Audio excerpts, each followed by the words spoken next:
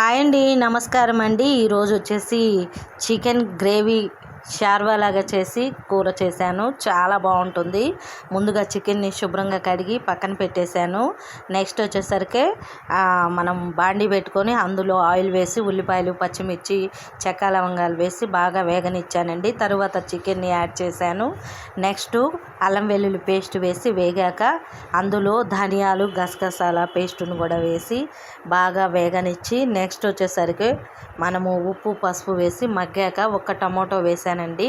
Tomato బాగా మగ్గిన తర్వాత కారంని యాడ్ చేసి తర్వాత కొంచెం వాటర్ వేసి ఉడికించాను. నెక్స్ట్ కొత్తిమీరతో ఈ విధంగా గార్నిష్ చేసుకుంటే చాలా చాలా యమ్మీగా టేస్టీగా ఉంటుంది.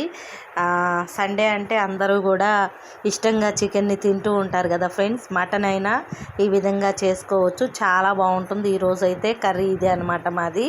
ఇప్పుడైతే మేము ప్రేయర్ నుండి వచ్చాక ఇంకా మా హస్బెండ్కి అన్నం వడ్డిస్తానండి. చూసారా, కర్రీ చాలా బాగుంది. ఈ విధంగా ఎండాకాలం చేసుకొని తినండి, చాలా బాగుంటుంది. మరీ గ్రేవీ లాగా కాదు, మరీ చారులాగా కాదనమాట, ఆ విధంగా చేశాను. ఇప్పుడైతే మా హస్బెండ్కి భోజనం పెడుతున్నాను.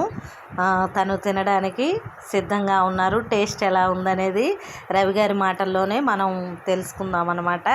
రవి గారు తింటూ ఉన్నారు.